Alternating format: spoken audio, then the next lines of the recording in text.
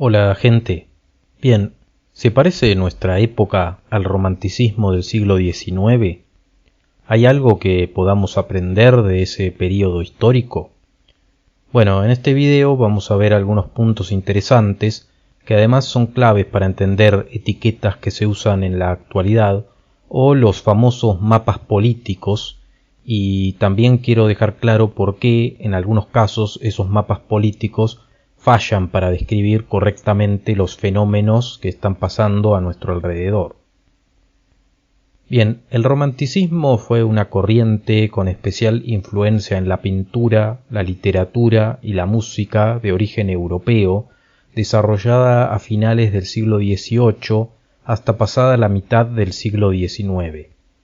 Hay quienes le dan casi 100 años de existencia, desde 1770 a 1870, aunque es discutible porque por un lado existe algo así como un prerromanticismo cuando estaba tomando forma, y también se podría agregar que en los últimos años sus exponentes fueron muchos menos que en su momento de auge, y como otras corrientes para ese momento final ya estaba cambiando progresivamente. Por lo tanto, es difícil marcar un comienzo a partir de un año o un final en un año concreto. Para captar correctamente de qué se trataba el romanticismo hay que ponernos en contexto. En Europa estaban extendiéndose ideas filosóficas neoclásicas que le daban importancia al estudio exacto de los objetos. También se extendía el enciclopedismo y el empirismo. Había algo así como una fiebre por lo greco-romano debido al descubrimiento en excavaciones de antiguas ciudades que habían sido arrasadas por volcanes, y en definitiva todo esto estaba llevando a Europa a la etapa entendida como Ilustración o Siglo de las Luces o Iluminismo. En un contexto como ese, por ejemplo, el concepto de belleza se definía como lo proporcionado, lo ordenado, lo medido, en algunos casos también lo simétrico. Se estaba estudiando la realidad con mucha influencia de lo que se creía que habían sido las antiguas Grecia y Roma. También sabemos que a esa etapa se llega de una forma muy revolucionada. Se habían dado la revolución de las colonias en Norteamérica en 1776, la Revolución Francesa, se estaba desarrollando la primera revolución industrial y un poquito más adelante se iban a dar las independencias en Hispanoamérica. Para ese momento, entonces, en simultáneo a lo que acabamos de explicar, estaba surgiendo toda una generación juvenil que sentía desencanto hacia las categorías que recién analizamos. Tal y como en la actualidad, tanto la política como la sociedad o la cultura parecen funcionar de una forma similar a un péndulo que cuando es llevado en extremo hacia un lado, luego vuelve con fuerza igual o mayor hacia un lado distinto. En este caso se estaba engendrando una juventud a la cual las formulaciones clásicas no le alcanzaban para entender la vida a su alrededor. La razón podía ser algo importante y no se la rechazaba por completo, pero a través de ella no se lograba captar el entorno de una forma óptima. Observando esa concepción racionalista, un tanto europeocéntrica y progresista del hombre, se veía que la humanidad solo se dirigía a la uniformidad. Esa noción racionalista se movía como una niebla a través de Europa, pretendiendo extender un universalismo válido para juzgar los asuntos de todos los pueblos. Estos jóvenes, desencantados con ese contexto, entendían, como dijimos antes, que con esas ideas neoclásicas no se captaba de manera óptima a la realidad y le daban mucha más importancia al sujeto que observa y estudia los fenómenos.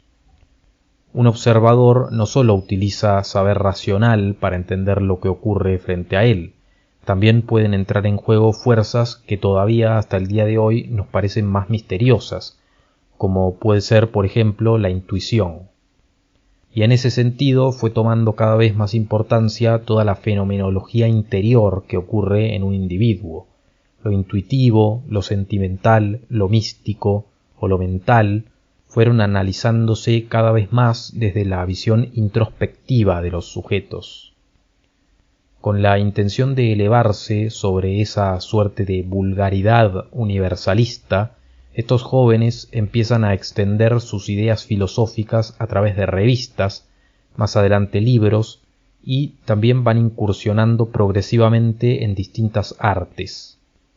Podríamos poner como ejemplo las obras de Goethe, la etapa prerromántica llamada Sturm und Drang, y más adelante lo que es considerado el romanticismo puro con varios músicos y sobre todo pintores.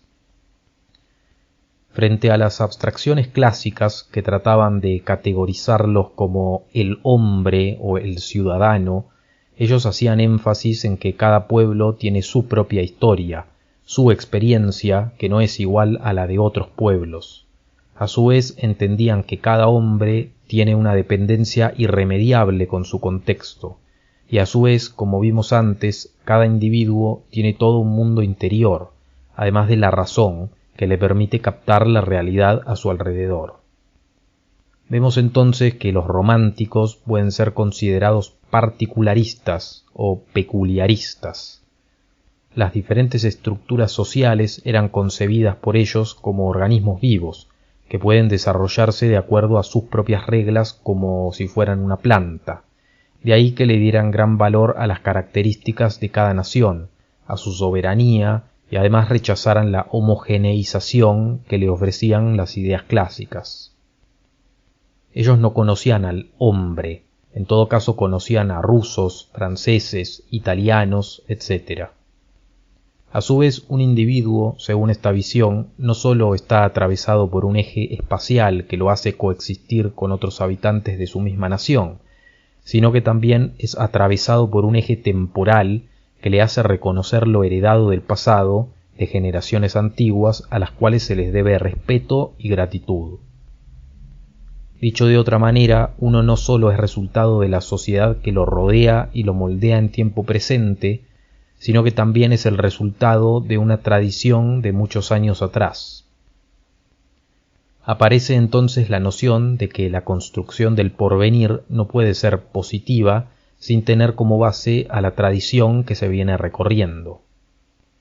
Un pueblo o nación, como estructura orgánica, tiene una misión que cumplir para sí misma, y de la misma forma que en una planta sus partes son esa planta y no pueden separarse porque si lo hicieran contribuirían a que deje de existir, lo mismo pasa con los habitantes de la nación, que también pueden ser vistos de ese modo. Si cada parte pretende elevar su razón personal por encima de las características de su nación, entonces esas partes empezarían a actuar como vectores, cada uno apuntando en diferentes direcciones, y difícilmente se podría mantener una sociedad funcional por mucho tiempo. Así se llega a la revalorización de características nacionales como el idioma, la religión, el derecho según los usos y costumbres, el territorio, el clima, la economía y, muy importante, el carácter nacional y el interés nacional. En el plano artístico, esto se ve cuando se empiezan a representar aspectos regionales de las naciones, y también puede verse un lado individual más introspectivo del artista, mostrando en muchos casos a pequeñas figuras contemplando crepúsculos o edificios en ruinas como metáforas de algo que se había perdido y ya no podía volver, así como también paisajes imponentes, estremecedores, que hacen pensar en un ser humano frente a algo vertiginoso, a una vorágine incierta que podía llegar a angustiarlo o también a cansarlo. Y hay que tener presente que hasta ese momento la naturaleza no había tenido mucho protagonismo, o en todo caso si aparecía era de una forma muy calculada, muy proporcionada. En este caso se la quería captar con sus formas y sus modos más caprichosos, de la misma manera que también en ese momento se le empieza a prestar más atención a expresiones o movimientos espontáneos de las personas. Cuando mencionamos obras que representaban algo que se había perdido y no podía volver, eso nos permite entender que los románticos inundaban de una cierta melancolía a sus obras y a sus mensajes. entre las diferentes ramas que surgieron no faltaba un romanticismo reaccionario que veía en lo medieval y en lo cristiano una respuesta a los problemas de su tiempo. De ahí que a veces los edificios en ruinas que se representaban fueran catedrales. También hay que decir que hay un cierto simbolismo que estaba presente en las obras medievales que se recupera en el romanticismo.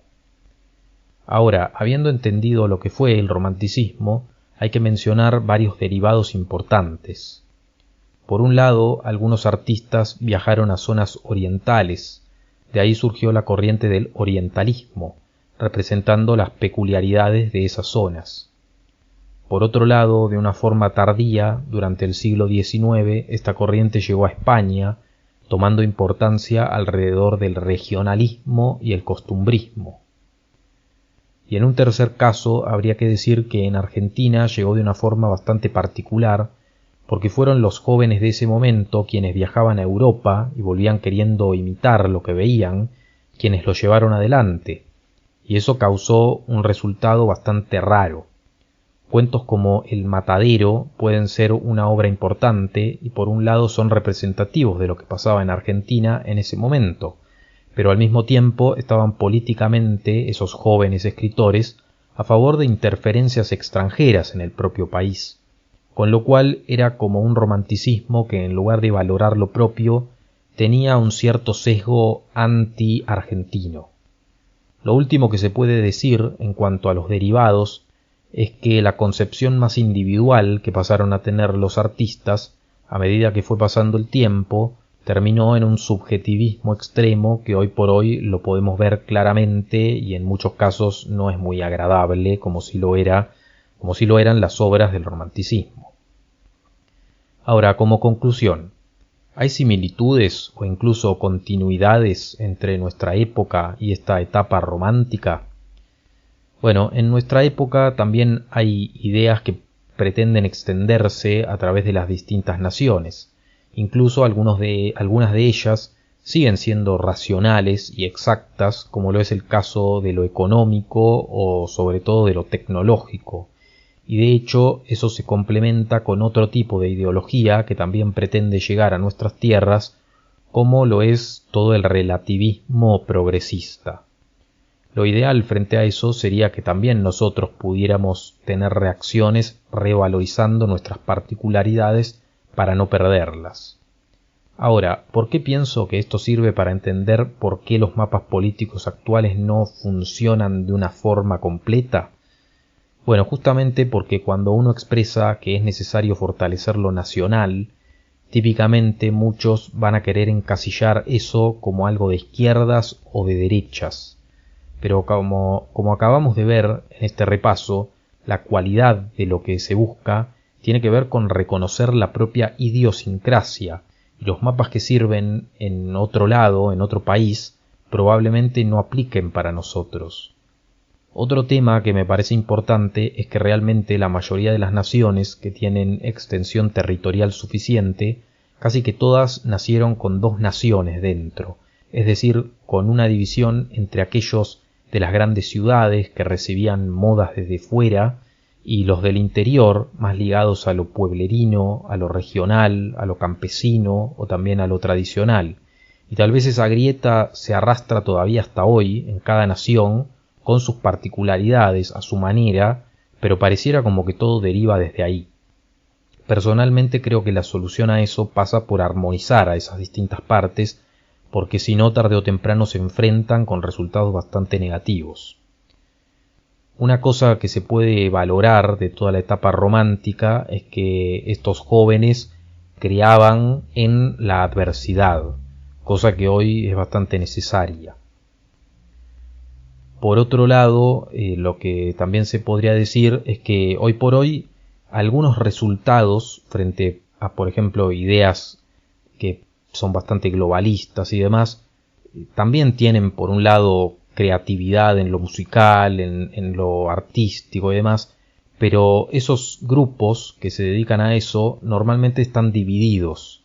En cambio, en ese siglo estaba todo unificado bajo una corriente en común, de manera que como no confluyen, no se termina generando una corriente importante.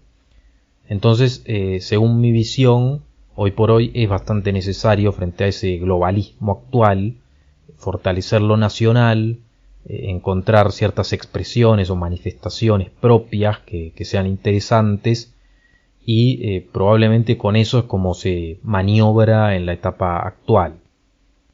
De manera que bueno, pueden dejar lo que piensan en comentarios. Gracias por ver este video y nos vemos en el próximo. Un saludo.